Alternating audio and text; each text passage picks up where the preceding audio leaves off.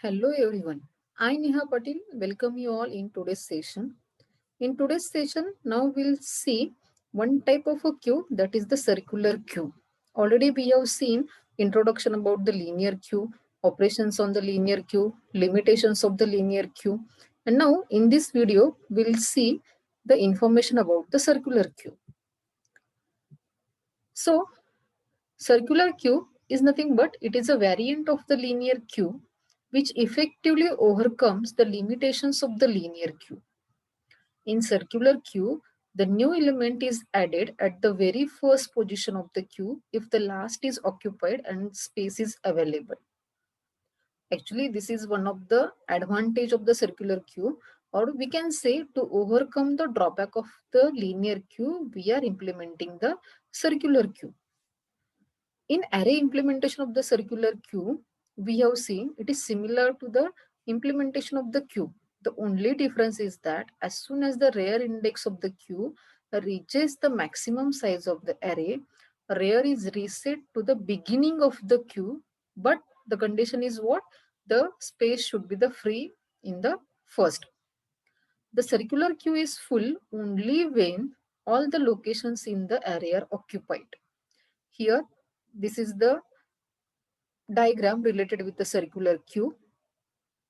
So what we can say here, the drawback of the linear queue is nothing but what? If some spaces in the front side are empty, but if our rear is at the last position, then we can't use that free spaces for the new insertion there. So for that purpose, so this is the second type of the queue, that is the circular queue, where that rear end we can reset to the zero and we can do the new insertions there. So this is actually the importance or the advantage of the circular queue over the linear queue. So see here, I have shown here the various states after insertion and the deletion of some elements into the circular queue. So initially, only one element is present in the queue. That's why the front and rear both are at the same position. So this is the case where the circular queue with one element. Now in the second case, I have inserted few elements into the queue. So front is again at the zeroth position, but the rear is at the fourth position here. Then after deleting first two elements here, the queue will look like this. The front end is at the second position and rear end is at the third position here. Now, after again doing some insertions here, now if you are able to see here, the rear is at the last position, that is the max minus 1 here, but the front is at the second position here. And these two spaces, that is the zeroth index and the first index, is actually empty here.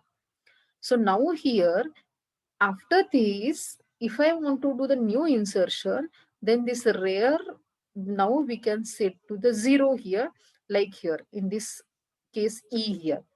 I have inserted the one more element into the queue. So your rear is at now the 0th position here. And your front is at the third position here. As these spaces were empty, so we have used that spaces here. Now after doing again the two more insertions here, the queue will full like this way here. That is 5, 6, 7, 40, 50, 60. These are the elements present into the queue and the queue is full. But if you are able to see here, now whenever the queue is full here, the rear is not at the last position here. It is in the somewhere middle position there. And here the front is not at the zeroth position. It is actually one position behind the rear here. So this is the only condition whenever the circular queue is going to become the full here.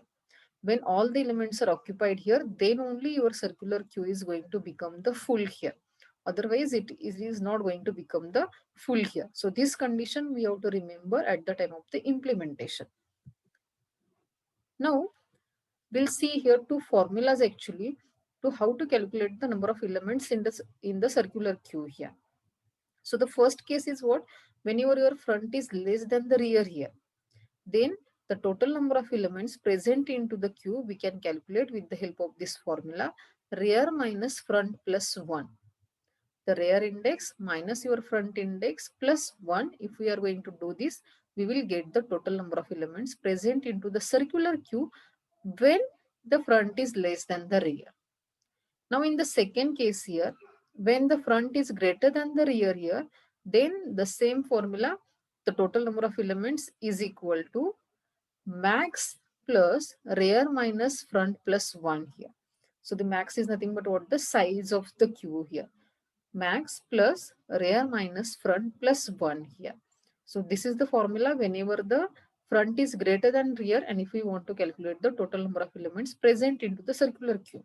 So these two formulas you have to always remember because based on this in your online examination they can frame the question here. Now this is the insertion algorithm or the code we can see here. So while inserting, again we are testing here the condition. If the front and rear both are at the -1, that means if the initially the queue is empty, the front is equal to rear is equal to 0 and queue of rear is equal to x. That means in that rear position, we are going to insert the element here. Else here, if front is equal to rear plus 1 mod size here, then what we are going to do here, we are going to check the queue full condition. This is the only condition when the queue is going to become the full here. Actually, one another condition is also there. If the front is at the 0th position and the rear is at the last position, then also the circular queue can become the full here. Otherwise, if the front is one position less than the rear, then the circular queue will be the full here. And if the queue is not full and not empty, then just we have to increment here the rear. That is the rear is equal to rear plus 1 mod size here. Q of rear is equal to x here. So rear is equal to rear plus 1 mod size. This modular incrementation is very important here. Why? Because whenever we are going to do the normal incrementation like rear is equal to rear plus 1, then if the rear is at the 5th index, it will become like the 6th. But now what I want here, whenever the rear is at the last position, I want to reset it to the 0 here.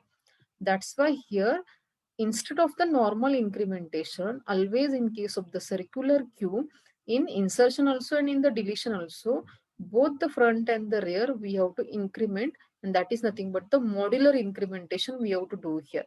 That is the rear is equal to rear plus 1 mod size here. Size is nothing but the whatever be the array size is there. So this always we have to remember here in case of the circular queue, instead of the normal incrementation, we are going to take the modular incrementation. Now this is the deletion code here. Again, at the time of the deletion, if the queue is, that means if the front is equal to -1, we can say like the queue is empty here. And here otherwise P is equal to Q of front. That means whatever the element present at the front end that we are going to take out in the P variable, we are going to display it. And then that front end we are going to increment to point to the next element there. But again here if you are able to see here, the front is equal to front plus 1 mod size we have taken here. That means again modular incrementation we have taken here instead of the front is equal to front plus plus here. So this always you have to remember here that always in case of the insertion also and in case of the deletion also of the circular queue, instead of the normal incrementation, we have to take here the modular incrementation. So conclusion is nothing but what? These are actually the advantages of the circular queue over the linear queue. Easy insertion and the deletion. In linear queue, insertion is not possible once the rear reaches the last index, even if there are the empty spaces present into the queue. But in circular queue, elements can be inserted easily if there are the vacant spaces until it is not fully occupied. So this is the first advantage. Second is what? Efficient memory utilization. The same thing in the circular queue, no wastage of memory as it uses the unoccupied spaces also. Then ease of operations in the linear queue, FIFO is followed. That is the element inserted first is the element to be deleted first. But in case of the circular queue, as the rear and front are not fixed here, so the order of the insertion and deletion can be changed here. So these are the few advantages of the circular queue over the linear queue. So this will help you at the time of the giving difference between the linear queue and the circular queue here. So hope you understood the difference between the linear queue and the circular queue and the operations on the circular queue. So thank you very much for watching this video.